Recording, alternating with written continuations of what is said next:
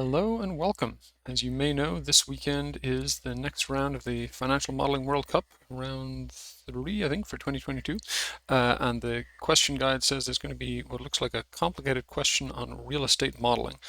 So that's obviously a bit of a vague hint, but it made me think of this question from way back at the start of the FMWC, the last question from the first round on real estate modeling, and I thought I would give that a go to brush up my real estate modeling skills before I hit the round. So let's take a quick look at the assumptions. We're going to buy a piece of land for $5 million. We're going to develop a bunch of buildings on it with lots of units in them and rent them out. And then at some point, we're going to take out a couple of loans, a construction loan during the construction period, and then a permanent loan later. And then we're going to actually run the building, incur some OPEX costs, and then eventually we're going to sell the building. Oops, that is missing, but I must have moved that. That's supposed to be in month 84 at the end of year 7. We're going to sell the building. And then we have various assumptions here about when the rent increases, when costs increase, and the cap rate. So let's dive on in and just set up a model. Model. Helps to be able to spell. I'm going to turn off my grid lines, and then we're told we want a monthly model for 10 years. So here's the model start date, 1 Jan 2021. So I'm going to leave a few columns empty here so I have some space for labels. And also in a model like this, it helps to have a total column. So let's just say we start over here for now, and we can always shrink it up later. So that's the model start date, and obviously a different formula from the rest of the row, so I'm going to change that color. And let's just say month number. Month number, I can fit in month. So I'll do sequence 10 years, going to be 120 months. Oops, sorry, comma, so that it goes across rather than down. Okay, and then we can say e-date this one, and turn that into a date. And we'll copy it across to here. Now I think I've mentioned before that e-date doesn't work if you're trying to jump along the last date of the month, but it works fine if you're staying at the first of the month. So you can see every date here is the first of a month, and sure enough, after 10 years, we're at December of 10 years later, which is 2030. So then, as usual, I'm going to hide all the columns that come after that. I'm going to freeze my panes here so that when I scroll down, I can still see that. And when I scroll across to my very wide model, I can still see my labels that I'm going to put here. So then first thing I'm going to think about is putting in some indices. So I've got a rent increase rate by year, and I've got a cost inflation rate by year. And I'll just quickly check in the notes. I think that those are applied at the start of the year. Yeah, it applies so rents go up every year on Jan 1. And where's costs? Yes, costs also go up every year on Jan 1. Okay, so first thing I'm going to do is just have I guess I'll have a couple of things here. So I'll have a first section, which is just going to be indexes. I'll call it indices, even though that seems a little pretentious, but never mind. So we'll have rent index and cost index. And both of those are going to start off with a value of 1, because that's how indices work. So I'll HFC, and again, different formula from the rest of the row, so I'll format it like that. I've used Control Shift and 1 or Control exclamation mark to format this whole row as a number with 2 decimal places. So then I'm going to say this times 1 plus if the month we're in is equal to 1, then, actually, sorry, it's going to be useful to pause here and just put in a couple more helper columns like year. Copy that across, and I think I'll also put in Q start. You never know whether you're going to want quarter start dates or quarter end dates, so I'm going to put that in as well before I get too far along. And then, of course, I can just make this that plus 1, copy that across, copy all those across. So then I'm going to widen my columns slightly so that those all fit. So now let's come back here, and actually let's do month as well.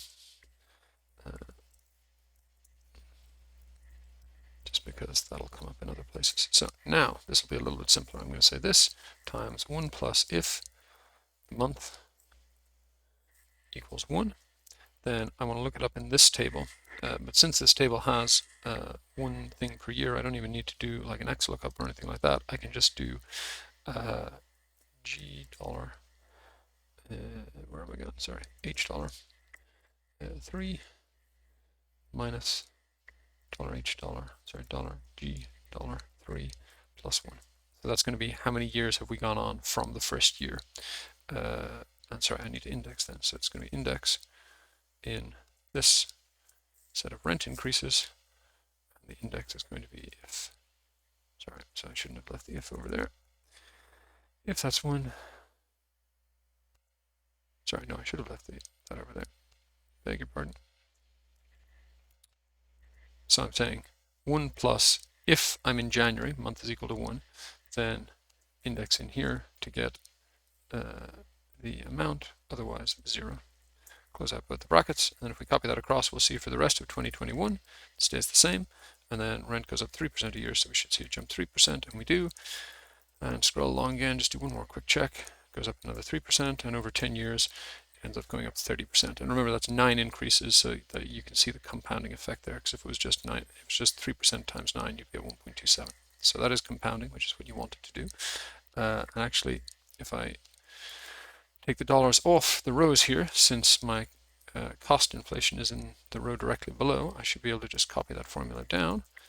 And let's see if I copy it across. Yes, so I've got 1.25. So that's my two indices. Now, so I've got, well, let's see. Let's start with some simple things like the construction budget. Which reminds me, actually, there are acquisition costs. It doesn't mention it here, but I think it does say it in here. The acquisition costs are incurred in December, I think. Yes. Land acquisition happens on December 31st. So I need one more month here. It's going to just be that minus 1. Okay. So then, let's say investment. So land acquisition. And then I think it just calls the other things soft costs and hard costs. Yes. Actually, must be good. Just think here. Okay. So then the land acquisition is just going to be 5 million investment right at the start. And I'm going to format that as a number, no decimal places. And just so I have it for later, I'm going to get a format ready that has a dash for zeros, because that's quite useful to have. I'll widen that out. Widen all the other columns so they can fit that as well. And this one is just a unique formula in the row. So just do that. And now my soft costs and hard costs are spread out over the construction period, which we're told is 20 months. So I'm going to say if my month number, and just be careful, this one on top is my month number that runs from 1 to 120. The other one is the one that runs from 1 to 12 and then back again. So I'm going to the one on top. If that is less than or equal to this, then give me, I can actually just select them both, divided by this, otherwise 0. Sorry, I need to put minus in front of it. And then just copy that across. Didn't like that. What's going on? Oh, yes, that's because this needs to be locked in. Now fill that across. Yes, and then we should have 20 months up to month 20. Good. Oh, oops. Yeah, all right, fine. So that's not filling out a 0 the rest of the way across. Can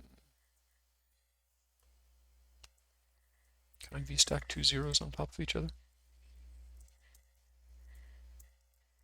That's mostly just a curiosity. But a way I can output 2 zeros is like that. Okay, so that's my investment costs, and then I'll just put a total at the bottom of that. And put that all the way across, and I'll put a border above that and make it bold. Okay, So that's the investment. Now let's talk about operations. So we need to figure out when each of the buildings come online, when we'll start collecting rent, and so on. So what we're told is each building comes on, the first building comes online in month 15, last building comes online in month 21, and they have an occupancy rate that ramps up as they fill up. And we're given the rent per month, number of units, yada, yada, yada. So we've got to figure out how much is available to rent. Now, there's an interesting kind of decision to make here. I haven't actually decided which way I'm going to do it this time, but the decision to make is basically which way around do you want to do it? In other words, do I want to build a model of building one where I say, you know, how many units, well, whatever, maybe month of operations, then units available, then occupancy, and then whatever comes after occupancy is rent, I guess. Or do I want to build a model where I say month of operations for building 1, building 2, etc. Made a bit of a mess there, but anyway, you get the idea. I copy that down. Now, there are kind of pros and cons to building each way. Obviously, the biggest pro to just laying out the 7 buildings this way is you've got your kind of 7 assumptions stacked on top of each other in a pretty neat way. It's easy to work with that. And it's, I think from a model build perspective, it is actually a little bit easier to build that way. But on the other hand, I think for a model reader perspective, especially if you want it to be kind of readable by someone who's kind of looking at a PDF or a printout or something like that, rather than just someone who is in Excel and uses Excel a lot, I actually slightly prefer the version where you lay it out by building, because then you've got, you know, if someone wants to understand, hey, how does building 1 work, then you can say, here's the whole building 1 model, and it's a little more kind of human usable that way. So I'm going to lay it out that way, but you know, there's no reason you can't do it either way. The important thing is if you lay it out by building, then you know you've got your sort of 7 buildings here, and you'll have a total at the bottom. Sorry, if you lay it out by like line item, then you'll have, you know, your 7 buildings and a total at the bottom. If you lay it out by building, then you'll need to do the total in a slightly different way. But I'll show you how to do that. That's not hard to do. So let's do it that way then. So first I'm going to just put a 1 here. And again, I'll make that red. And then first thing I'll do is just index on that. B20. So we're looking at building 1. So now let's go month of operations. And here we'll say max of month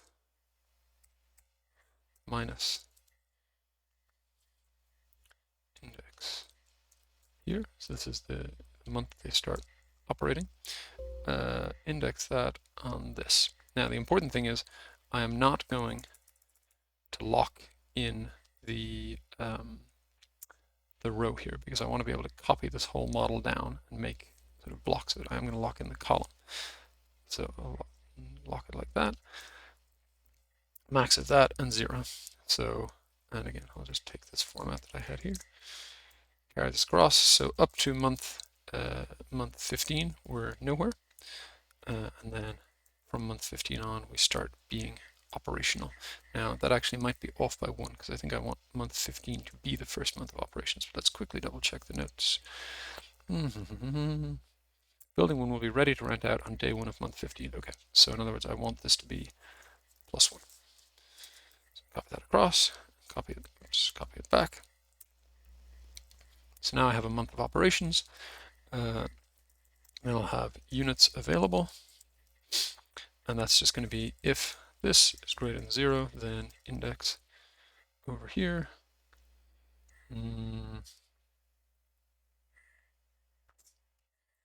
Okay, so it's a little odd the way this has been laid out, but it's fine. So if there was any building that had both types of unit, then we'd need to do this a little differently. We'd need to lay out, you know, how many units of type 1, how many units of type 2. We don't need to do that here. We're just going to say, you know, it's either got 48 units of this type or 32 units of this type. So I'm going to index on that. My row is going to be $B20, which is that cell I had before over here. Again, I'm not locking in row 20 because I want to be able to copy down copies of this model block, and then 0 gives me, no, I don't want to accept that, go away. So 0 just means that I take both columns. So I'm taking some row in both columns, and then I'm just going to sum those, because that's as easy a way as any to get, when one of the values is 0 and one is non-zero. I just do it that way. Otherwise, 0. And again, I'll copy that format, carry it across. So in other words, starting from the first month of operation, we have 48 units available to rent. Then we want the occupancy. So here we'll say if this equals 0, again 0, otherwise index. So we want to go here, the occupancy rate, boom, and we're going to take the min of the month up here, and 15. So in other words, if we if our month, sorry, H2 is wrong there, beg your pardon. So I don't want to take the month, I want to take the month of operations for this particular unit, not the month from the whole model, which is a different thing. So the smaller of that and the assumption, so in other words, from month 15 onward, everything stays the same. So we'll count 1, 2, 3, 4, 5, 6, 7, 8 up to 15, and then 15, 15, 15, 15, 15. Let's close that, make that a percentage, and again, I'll just format it so that zeros are dashes, because that makes it a little easier to see when nothing is happening. So month 1, we start off at 25%, then we gain 5% a month. Oops, sorry, wrong way, over here. 5% a month up until month 15 of operations, and forever after that we're at 95% occupancy. So then we'll say units rented, and we're specifically told not to round this, so that is what I shall do. In other words, just assume that if you work out that 10.5 units are rented, that just means that a unit is rented for half a month, or whatever makes sense. And then rent income.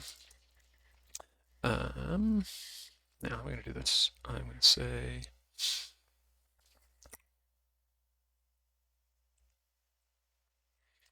I'm just trying to think what the neatest way is to get something out of here according to which one of these is non-zero. I guess what I can say is rent. Call it base rent, because obviously it gets escalated. So I'm going to say let unit nose be index. I'm going to index on again $B20.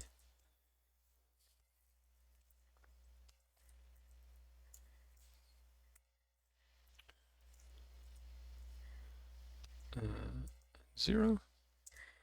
That'll give me 0.48 for this one, 32.0 for the other ones, and then I can say some product. This, and actually, that's a good point.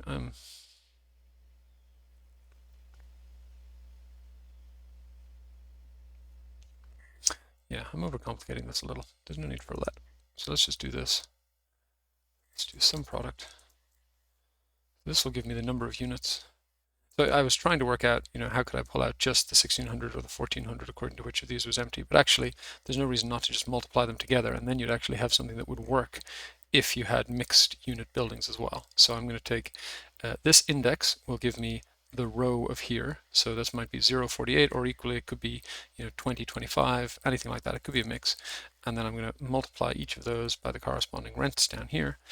And that'll give me my base rent. And that's, so I was thinking about base rent per unit, but that's the base rent for the entire building, which works just as well. So then I'm going to take my base rent for the entire building, again, lock in the column, but not the row, because I want to be able to copy this block down, multiply it by my rent escalation index, lock in the row, and then multiply that by my percentage occupancy. And then again, I'll take this number format, put it there, and then we'll carry across.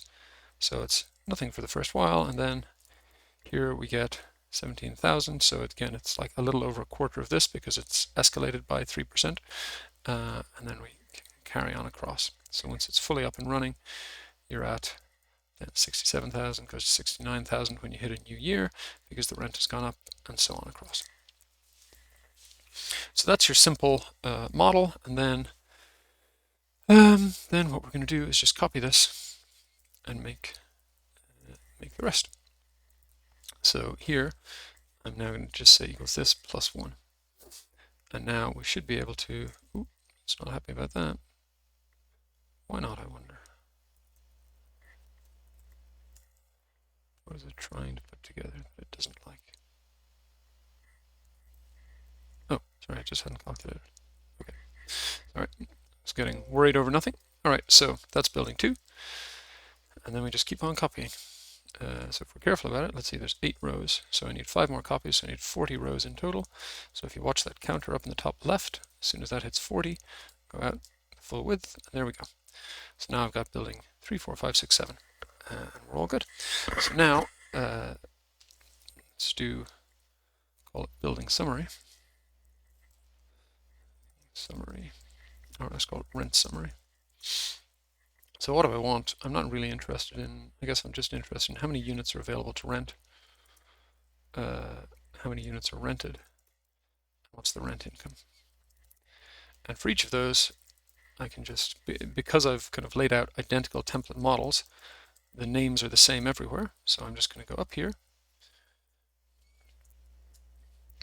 lock in rows, where this set of labels in the same set of rows lock in is equal to this, lock it over there. And again, I'll take the format. So obviously no units are filled at all in the first little while because nothing is up and running. Then from month 15, we should see the first ones start to appear.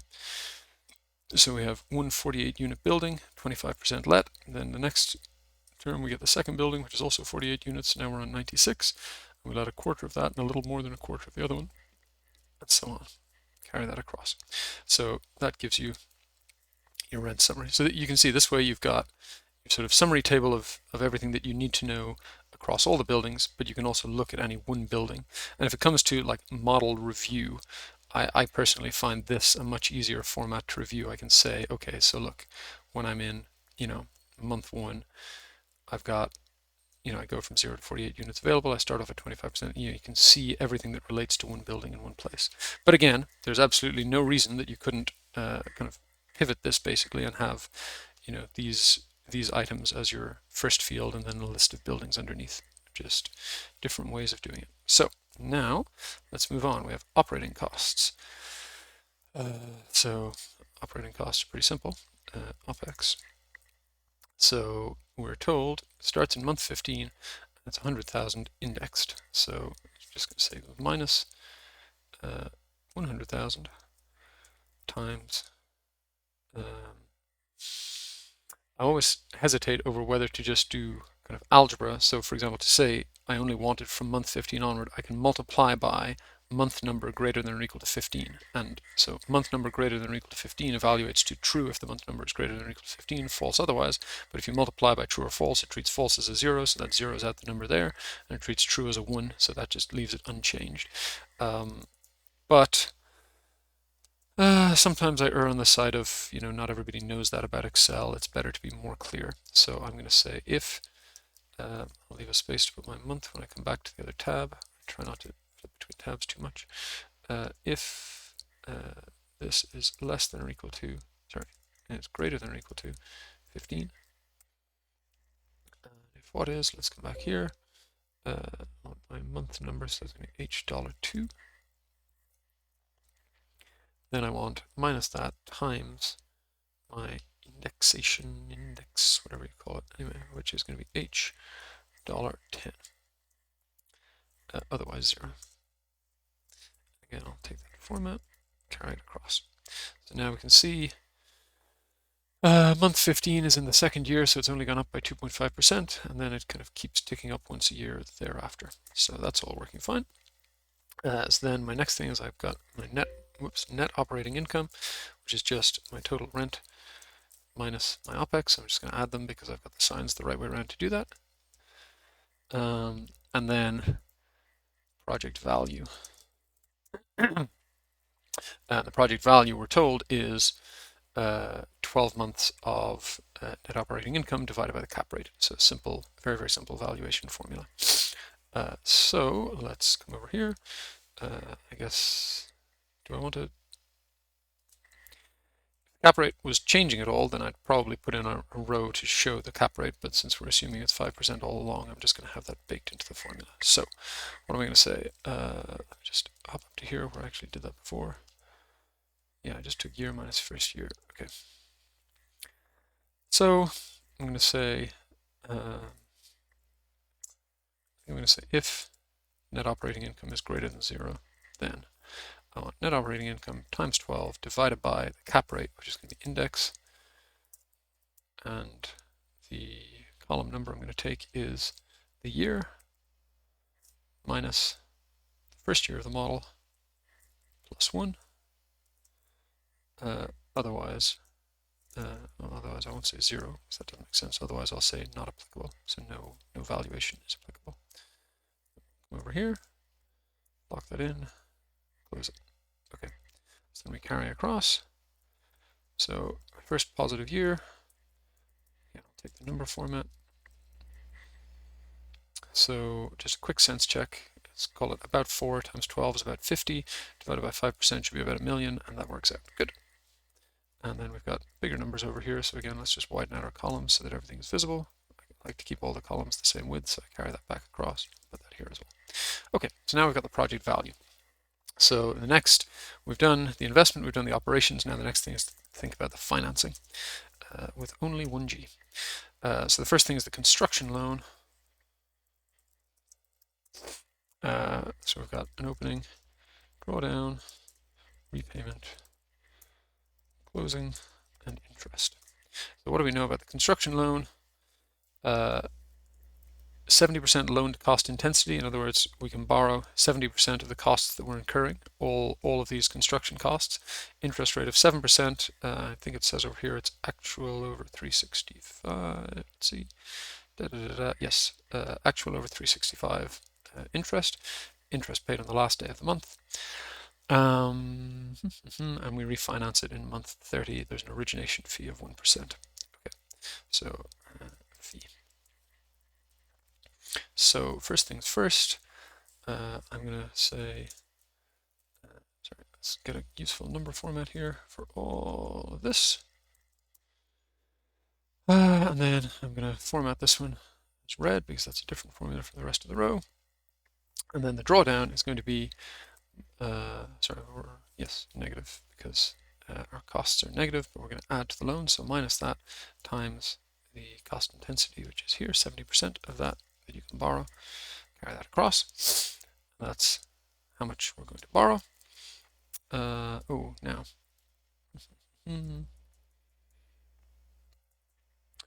Okay, I have not included a total column, although this reminds me that it would be useful to have a total column. Anyway, sorry. So then I'm going to have my repayment is just going to be, I think it's not repaid at all until, not amortized. It'll be refinanced in full when the permanent mortgage loan is pulled on the last day of month 30. So my repayment is going to be equals if month equals 30, then minus H90, sorry, minus G90, so minus the opening balance. Sorry, otherwise 0. So if you get that false, it just means you haven't filled in the second argument. Carry that across. And then closing is just the sum opening, previous period's closing. And then we can carry all of this across. And we'll see So build up, build up, build up. Then we've borrowed a certain amount and we carry that along until eventually we pay it off and then we're back to 0. So again, I'll just, every time I need to make the columns wider, I'm just going to apply that all the way across. So then interest. So the drawdowns and repayments both happen at the end of the period because that's when we make our construction payments. So that's when we draw on the loan, and it's also when it says it gets paid off on the last day of month 30. And so my interest is just going to be based on the opening balance. So it's going to be the opening balance. Actually, sorry, that's going to remind me that I need to fill in a date here just so I have it. So I'll go back a month from that to the end of the month before, end of November, and then add 1 to get the first day of December. Just getting a message here.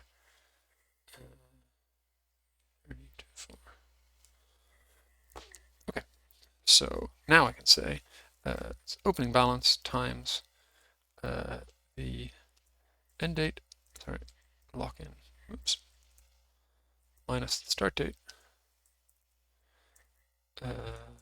plus 1, divided by 365. That is the one time I do sometimes put a constant into a model is when it's actual over 365. But I guess, a little reluctantly, I should put an assumption in here, days basis, I'll call it number, and it should be 365. You may consider that overly picky, and while that would be a perfectly defensible view, I would not object. And then the fee, we think we pay right at the start, but it's based on the total amount to be drawn. Origination fee, 1% of the loan amount on December 31st when it receives the first tranche. So that is going to be the total amount drawn down, so the sum of all the drawdowns that are yet to come, times the 1%, which is here. It's 304,000, that makes sense. Sorry, this is complete nonsense. I haven't multiplied by the interest rate. I'm charging almost 10% interest. So this will add up to charging the full loan amount in interest over the year. That's really silly. So good to do a sense check every now and again. So let's actually multiply that by the interest rate. It's just when I went to click on the 1% origination fee here, I was like, wait, I don't remember clicking on that 7%. So anyway, these things will usually become pretty clear when you start putting summary schedules together and realize that your interest is, massively larger than the total amount you borrowed or something like that. But good to check as you go. All right, so that's the construction loan, and then the permanent loan. So the permanent loan is a mortgage style loan. So again, we'll just have drawdown,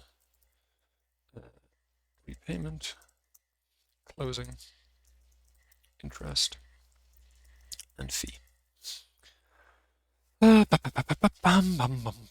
So again, I'll just take a fixed opening value of 0, closing, the sum of what's above it, and copy those all the way across.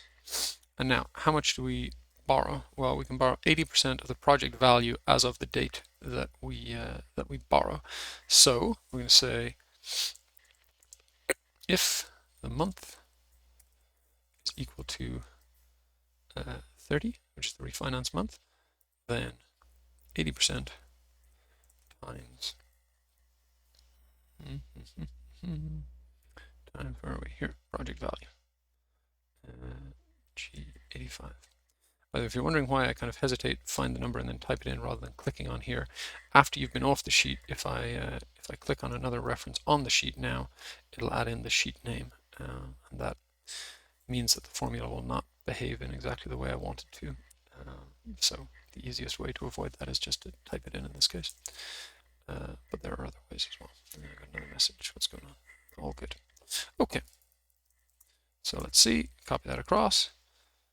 Sure enough, we borrow 50 million, 80% of that value, which is indeed much more than we need to repay the construction loan. So that's a nice boon for our equity holders. And then we need to think about repayment. So how are we going to do that? Let's copy these down. So it's a mortgage style thing. So I'm just going to fill in the payment here. I'll just put it here. So it's going to be PMT. So the rate is going to be 4.5% divided by 12. Number of periods is going to be 360. And then the PV is going to be, I could do a lookup to find month 30, or I could just sum up the drawdowns because there's only one drawdown, which is the full amount. Again, it's included the tab name in there, which I don't like. I'll get rid of that. And that'll tell me this is the amount of my monthly payment. So now let's zip along. So let's do the interest calculation now, I guess. Opening times the interest rate. Now, when it's it doesn't don't know if it spells it out, but when it's a mortgage style payment, at least if you want to use the PMT function, then you got to treat every month as equal. So we're just going to do that. So divide by 12 rather than doing actual over 365. And these are obviously all the same because right now we're not paying anything off. And then here we will say payment plus interest. And then it's going to be it'll be a negative number, so I want the max of that. And obviously can't pay off more than your opening balance, because the drawdown comes at the end, so you won't make a payment at the end of the first month. So that should hopefully give me no payment up until I have a loan, and including that one, and then I should start making payments after that. And there we go. So let's see, after, oops, sorry, wrong way. Just a quick sense check to say how far have we come. After, I guess, 7 and a bit years of the 30, we've paid off a little over 10%. That seems sort of kind of right. If I was very unsure, I would kind of extend this model out another. Actually, you know, I can do a quick check. So let's do a quick check. I don't want to build my model out to 30 years when it's a 10-year model, but what I can do is do this. So I've got 90 principal payments made. So then if I say sum of principal payment with a rate of 4.5% over 12, and then the period is going to be from 91 up to 360. So I want sequence 270 periods starting from 91. That's my period. Number of periods is 360, and the PV is the starting value, which is going to be this guy over here. Close two brackets, yes. And sure enough, 270 more principal payments will exactly pay off that loan. So that's a good check without having to build out another 30 years of model, to be sure. And then let's see, we do have interest appearing here, good. And then finally the fee is going to be the sum of the drawdowns times that 1% fee. And again, we'll format that. And I'll again make these red because they're not formulas that are across the whole row. Okay, so then I think that's everything we need to model except equity cash flows. So let's model some equity cash flows. Oh no, sorry, well the sale. Yeah, I'll do that as part of the equity cash flow. Equity cash flow. So what are the equity cash flows? Let's do company cash flows. So we've got the investment is here. Carry that across. So that's just for the first while. Investment. We've got our net operating income, which is the rent and the OPEX, which is going to be up here. So again, nothing for a while, and then we start losing money, and then we start making money. All fine. Then we've got everything to do with the first loan. So I'll just make that a category, construction loan. So we've got drawdown, repayment, interest, and fee. So the drawdown is here. That's that's positive cash flow. The repayment is here, and that's negative cash flow. And actually this is where I really do need to have a total column here. So I use this column only for base rent. Right, fine. So I'll use this column for my totals.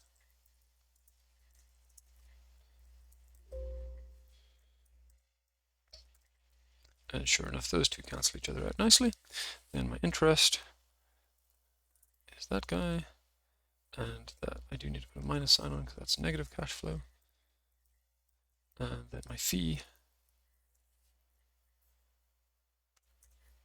and again, that's negative cash flow.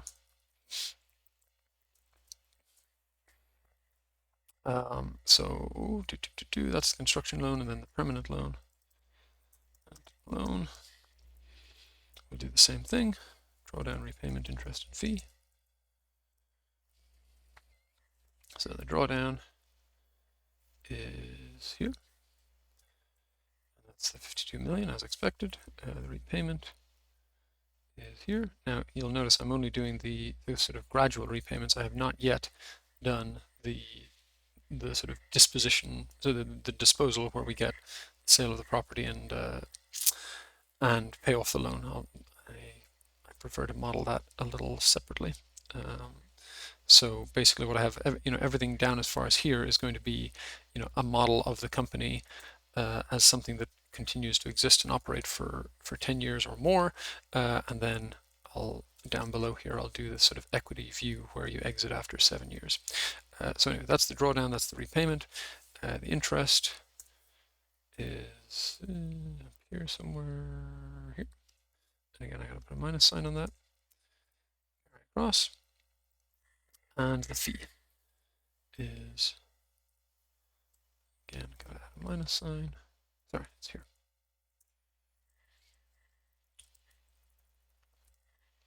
Okay. So that's all fine. So then, do equity cash flow before disposal. And that's just going to be the sum of all of these. And then disposal cash flows. So mortgage repayment, sale proceeds, and there's a sale fee, disposition fee. Yes, disposition fee. Okay. So then the mortgage repayment is going to be if the month is equal to the disposal month, which I'll go get in a second, then minus the closing balance of the mortgage, which is up here somewhere, permanent loan, closing, yes, otherwise 0. And the reason I'm doing this thing of indenting a line and grabbing that is basically I want to get all the references on this tab before I go off to another tab, so I don't have to deal with the thing of it putting the tab name in there. So if G2 is equal to the disposal month, which is 84, and so we zip along to month 84, and there it is, boom, pay off the mortgage. Then the sale proceeds, I think we just sell it for market value, right? Let's see. The sale price is property value, yeah. So we just, sale proceeds, it's just going to be if, I'll copy this down, if the month is that, then I just want the valuation from up here, project value, otherwise 0. Copy that across, and again, let's just see in month 84, oh, there we go, 87 million, good. Then the disposition fee is just going to be minus that times 1%.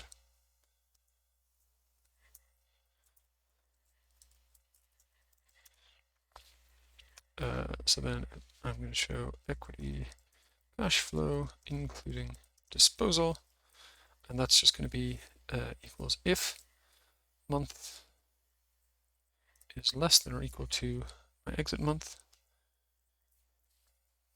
then G129 plus, I should have put in a total for those, which I will in a second. Let's just say it's here, G135, otherwise 0. And then put in a total here.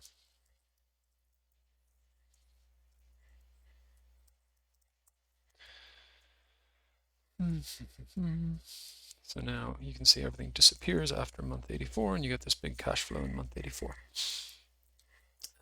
So let's see, how am I doing for time? Do I want to?